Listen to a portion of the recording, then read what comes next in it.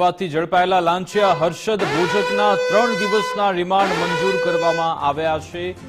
લાંચિયા હર્ષદ ભોજક કે જેના રિમાન્ડ માંગવામાં આવ્યા હતા, કોર્ટે 3 દિવસના રિમાન્ડ મંજૂર કર્યા છે। એન્ટી કરપ્શન બ્યુરોએ 5 દિવસના રિમાન્ડની માંગ કરી હતી, જેની સામે 3 દિવસના રિમાન્ડ મંજૂર થયા છે। 5 ઓગસ્ટ સુધી કોર્ટે રિમાન્ડ મંજૂર કર્યા। દસ્તાવેજના આધારે એસીબીએ રિમાન્ડ માંગ્યા। આરોપી આશિષ પટેલના પણ 3 દિવસના રિમાન્ડ મંજૂર કરવામાં આવ્યા છે। તો અધધ લાખોની રકમ પણ જપ્ત કરવામાં આવી છે। 20 લાખની લાંચની માંગણી થઈ હતી, જે અંગે એસીબીએ છટકું ગોઠવતા ઝડપી લેવામાં આવ્યું હતું હર્ષદ ભોજકની સાથે વચેટિયો આશિષ પટેલ। બંનેના 3 દિવસના રિમાન્ડ મંજૂર થયા છે અને હવે પોલીસ એ કડી શોધવાનો પ્રયત્ન કરશે કે હર્ષદ ભોજક સાથે અન્ય કોણ કોણ જોડાયેલું છે, અગાઉ તેણે કેટલી આવી લાંચ લીધેલી છે, કોને કોને તેણે છેતર્યા છે, કોની સાથે છેતરપિંડી કરી છે, કોની પાસેથી લાંચ લીધી છે। આ તમામ વિગતનો ખુલાસો થવાનો છે આગામી 3 દિવસમાં। આમ તો એસીબીએ 5 દિવસના રિમાન્ડની માંગ કરી હતી અલગ અલગ ડોક્યુમેન્ટના આધારે, પરંતુ કોર્ટે 3 દિવસના રિમાન્ડ મંજૂર કર્યા છે। ટીડીઓ હર્ષદ ભોજકના 3 દિવસના રિમાન્ડ મંજૂર કરવામાં આવ્યા છે। 20 લાખની લાંચ માંગવામાં આવી હતી। પહેલા તો 50 લાખની લાંચ માંગી હતી, જોકે 20 લાખમાં નક્કી કરવામાં આવ્યું હતું। જોકે આ અંગે પણ એસીબીની જાણકારી મળતા અહીંયા છટકું ગોઠવવામાં આવ્યું। ત્યારબાદ હર્ષદ ભોજકને ઝડપી લેવાયો છે। જોકે હવે 3 દિવસના રિમાન્ડ મંજૂર થયા છે। 3 દિવસ બાદ જાણકારી મળશે કે રિમાન્ડ દરમિયાન કયા કયા સવાલ પૂછવામાં આવ્યા છે અને લાંચિયા હર્ષદ ભોજકે કયા કયા જવાબ આપ્યા છે। રાજકોટમાં પણ જે આપણને સાગઠિયા મળી આવ્યો હતો, સાગઠિયાનો જાણે કે આ ભાઈ હોય તે પ્રમાણે સોશિયલ મીડિયામાં પણ ચર્ચા થઈ રહી છે કે આ રીતે જ આ ટીડીઓ હોય છે તે ભ્રષ્ટાચાર આચરતા હોય છે અને પછી લોકોના જીવ જોખમમાં મૂકતા હોય છે। હર્ષદ ભોજક કે જેના હવે 3 દિવસના રિમાન્ડ મંજૂર થઈ ચૂક્યા છે। એસીબીએ 5 દિવસના રિમાન્ડની માંગ કરી હતી। 5 ઓગસ્ટ સુધીના કોર્ટે રિમાન્ડ મંજૂર કર્યા છે। દસ્તાવેજના આધારે એસીબીએ રિમાન્ડ માંગ્યા હતા। આરોપી આશિષ પટેલ કે જે વચેટિયા તરીકે કામગીરી કરતો હતો તેને પણ ઝડપવામાં આવ્યો છે, તેના પણ રિમાન્ડ માંગવામાં આવ્યા હતા। આ બંનેના 3 દિવસના રિમાન્ડ કોર્ટે મંજૂર કર્યા છે અને જો કે પૂછપરછ બાદ જ વધુ ખુલાસો થઈ શકશે કે આખરે કોની સાથે સંડોવણી હતી, શું આમાં કોઈ રાજકીય કનેક્શન છે ખરા, કોઈ એવા કેટલાક ભ્રષ્ટ નેતા પણ હોય છે કે જે આખી સિસ્ટમમાં સંડોવાયેલો છે, સંકળાયેલ હોય છે, શું તેમનું પણ કંઈ આમાં કનેક્શન હતું કે કેમ, તે આપણને જાણવા મળશે આગામી દિવસોમાં। આજ અંગે જાણકારી આપશે સંવાદદાતા ઉમંગ અમારી સાથે લાઈવ જોડાઈ ગયા છે। ઉમંગ, જે ભ્રષ્ટાચારી છે હર્ષદ, તેના 3 દિવસના રિમાન્ડ મંજૂર થયા છે, વચેટિયાના પણ 3 દિવસના રિમાન્ડ મંજૂર થયા। આખરે કયા કયા એવા દાવા કોર્ટમાં રજૂ થયા હતા તેના આધારે રિમાન્ડ મંજૂર થયા છે અને સાથે કયા એવા મહત્વના ખુલાસા થઈ શકે છે?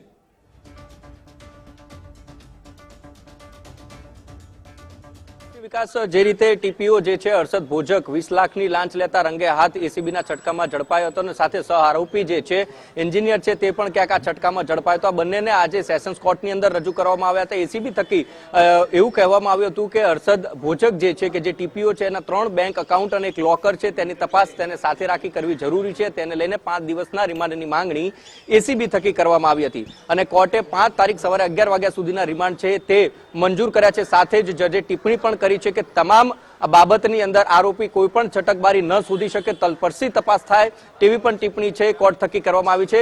બીજી મહત્વની વાત કે એના ઘરેથી જ્યારે એસીબીએ કાલ રાતે લગભગ 3-3:30 વાગ્યા સુધી સર્ચ ચલાવ્યું હતું, ત્યાં 70 લાખ રૂપિયા રોકડા અને 4 લાખ રૂપિયા સુધીનું સોનું છે તે પણ એસીબીને મળી આવ્યું હતું। આ તમામ તપાસને આધારે એસીબી આજે અહીંયા સેશન્સ કોર્ટમાં રજૂ કર્યા હતા। મહત્વના ખુલાસા એ થઈ શકે છે કે કયા ઉપલી અધિકારીઓની આ મલાઈ છે મળતી હતી ટીપીઓની, કારણ કે ટીપીઓ છે ટાઉન પ્લાનિંગ ઓફિસર જેને કહેવામાં આવે છે, કારણ કે આ વાતથી સૌ કોઈ જાણકાર છે કે રાજકોટની અંદર બનેલી ઘટનામાં પણ સૌથી મોટો જો હાથ હોય તો ટીપીઓ સાગઠિયા હતો તેનો હતો અને અમદાવાદના મહાનગરપાલિકામાં પણ ક્યાંક જે હર્ષદ ભોજક છે તેનો રોલ સામે આવ્યો છે અને એને લઈને ભ્રષ્ટાચાર જે કોર્પોરેશનમાં દેખાઈ રહ્યો છે, ભ્રષ્ટાચારનો બોલતો પુરાવો એ હર્ષદ ભોજક છે અને એટલા માટે જ એસીબી છે એ તપાસ કરી રહી છે। પરંતુ આ બધાની વચ્ચે એસીબીની જે કામગીરી છે તેના ઉપર પણ ક્યાંક પ્રશ્નાર્થ આજે ઉભો થયો, એટલા માટે કારણ કે મીડિયાની ટીમ જ્યારે હર્ષદ ભોજકને અહીંયા લઈને આવી ત્યારે એના વિઝ્યુઅલ્સ લેવાના પ્રયત્નો કર્યા હતા, તો મીડિયાને પણ ક્યાંક એસીબીના અધિકારીઓ ગોળ ફેરવ્યા હતા, ભોયતળીએ લઈ જઈ અને ક્યાંક એને ઉપર લઈ જવામાં આવ્યો।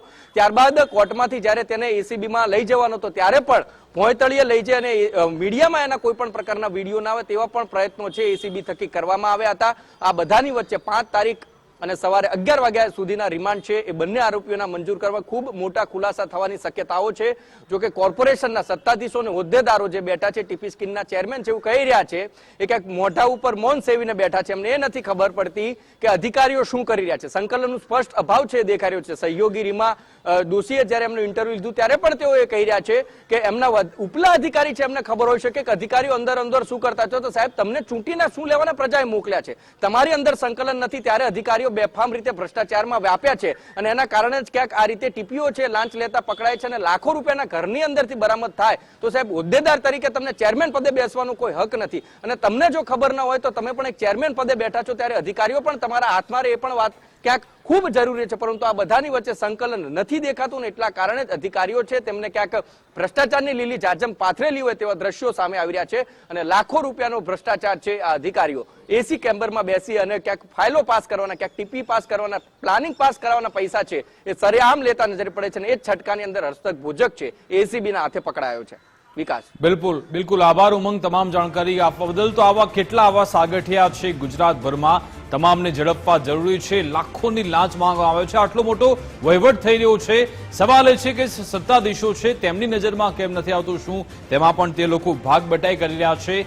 તે એક મોટો સવાલ છે. જ્યારે સાગઠિયાનો મામલો સામે આવ્યો હતો પછી કહેવામાં આવતું હતું કે ભ્રષ્ટાચારને સાંકી લેવામાં નહીં આવે, પરંતુ અહીંયા તો ભ્રષ્ટાચારની જે ગતિ છે વધારે વધી રહી છે. ફૂલ ગતિમાં ભ્રષ્ટાચાર ચાલી રહ્યું છે ગુજરાતમાં, તેનું આ સ્પષ્ટ ઉદાહરણ છે. જો કે હર્ષદ ભોજકની જો વ્યવસ્થિત રીતે તપાસ થાય, તેની જો યોગ્ય તપાસ થાય તો આખી જે ચેન છે તે બહાર આવશે કે કોણ કોણ સંડોવાયેલું છે, કોના સુધી આ રૂપિયા જતા હતા. એકલો તો આ હર્ષદ છે તે 20 લાખ નહીં દેતો હોય, તેને અલગ અલગ લોકોને આપવાના પડશે. તે લોકો કોણ હતા તેની તપાસ થવી જરૂરી છે. અને આજે જ્યારે એસીબી જ્યારે હર્ષદ ભોજકને જ્યારે અહીંયા કોર્ટમાં રજૂ કરતું હતું, આખરે મીડિયાથી તેને બચાવવાનો પ્રયત્ન કેમ કર્યો તે પણ એક મોટો સવાલ છે. એસીબીને એવી તો શું અહીંયા આવી પડી આ હર્ષદ ભોજકની ઇમેજની કે તેના પહેલે ત્યાં બેઝમેન્ટમાં લઈ જવામાં આવ્યો, ત્યારથી તેને કોર્ટમાં લઈ જવામાં આવ્યો. શું એસીબીને અહીંયા કોઈ શરમ છે અથવા તો તેમને કોઈ એવી શંકા છે કે કદાચ આમની ઇમેજ ના બગડી જાય, મીડિયામાં ફોટો ના આવી જાય? આટલું બધું ધ્યાન એસીબી આ લાંચિયા અધિકારીનું કેમ રાખે છે તે એક મોટો સવાલ છે. અમારા સંવાદદાતા સતત તેને ટ્રેક કરી રહ્યા હતા. જો કે મીડિયામાં તેના વિડીયો ના આવે, તેના ફોટો ના આવે, તેનું એસીબીએ આજે ખાસ ધ્યાન રાખ્યું છે. તો આ જ એસીબી શું અહીંયા તટસ્થ અને નિષ્પક્ષ તપાસ કરશે તે પણ પ્રશ્નચિહ્ન અહીંયા મુકાયેલો છે. કારણ કે એસીબી પર અત્યારે સૌ કોઈને મદાર છે કે આ કડક કાર્યવાહી કરશે, તપાસ કરશે. અને આપણે ઘણા બધા એવા કિસ્સાઓ ભૂતકાળમાં પણ જોયેલા છે કે પહેલા સરકારી અધિકારીઓ છે ભ્રષ્ટાચારના કેસમાં ઝડપાયો તો છે, પરંતુ અંતે 10-12 વર્ષ બાદ તે છૂટી પણ જાય છે. કેમ છૂટી જાય છે? કારણ કે એમાં કેટલીક ત્રુટીઓ મૂકવામાં આવતી હોય છે, તેના કારણે આ ઘટનાઓ બનતી હોય છે. આ એ જ દ્રશ્યો છે કે જ્યારે હર્ષદ ભોજકને પહેલા તો બેઝમેન્ટમાં લઈ જવામાં આવ્યો અને પછી ત્યાંથી તેને કોર્ટમાં લઈ જવામાં આવ્યો હતો. અને બહાર નીકળતી વખતે પણ પોલીસે એસીબી એ જ કર્યું હતું કે પાછળના ગેટથી હર્ષદ ભોજકને લઈ જવામાં આવ્યો હતો. સવાલ એ છે કે એસીબી આ હર્ષદ ભોજકને કેમ બચાવી રહી છે? શું હર્ષદ ભોજકે કંઈક સેટિંગ કરી રાખ્યું છે કે તમે આટલા પૈસા લઈ લો, મને મીડિયામાં તમે ન બતાવતા? કારણ કે સાગઠિયા જે આખા ગુજરાતભરમાં ફેમસ થઈ ગયો છે, સાગઠિયા પાર્ટ 2 ના નામે હર્ષદ ફેમસ ન થાય, મીડિયામાં કોઈ ફોટો ન આવે, તે માટેનું બરાબરની ગોઠવણ અહીંયા એસીબીના અધિકારીઓ તરફથી કરવામાં આવી છે. એસીબી કેમ આવી રીતે આરોપીઓને, ભ્રષ્ટાચારીઓને છાવરી રહી છે? એક મોટો સવાલ છે. એસીબી એક એવું નામ છે કે જેના નામ માત્રથી ભ્રષ્ટાચારીઓ થરથર કાંપવા લાગે છે, પરંતુ એસીબીના અધિકારીઓ જ એવી કરતૂત કરે છે, એવા કામ કરે છે, જેના કારણે હવે એસીબીની કામગીરી પર પણ એક સવાલનું નિશાન મુકાઈ જાય છે. અને આ એ જ દ્રશ્યો છે કે જ્યારે આજે બે વાર આજે હર્ષદ ભોજકને એસીબી દ્વારા બચાવવામાં આવ્યો છે. મીડિયાના કેમેરાથી બચાવવામાં આવ્યો છે, પરંતુ મીડિયાના કેમેરાથી તમે બચી જશો, પરંતુ કાયદાથી નહીં બચી શકો. તમે અહીંયાથી નીકળી નહીં શકો, કારણ કે હવે કોર્ટ કાર્યવાહી શરૂ થઈ ચૂકી છે. એસીબી અત્યારે પોતાની સ્પષ્ટ અને નિષ્પક્ષ કામગીરી કરવી જોઈએ તે લાગી રહ્યું છે, પરંતુ આ અમારો અહેવાલ બતાવવાનો પ્રયત્ન એટલા માટે છે કારણ કે જે આવા જવાબદાર અધિકારીઓ છે જેમણે આ ભ્રષ્ટાચારીને બચાવવાનો પ્રયત્ન કર્યો છે તેને પણ તેની સામે પણ કાર્યવાહી થવી જોઈએ, કારણ કે શા માટે તમે આવા લાંચિયા અધિકારીને બચાવી રહ્યા છો?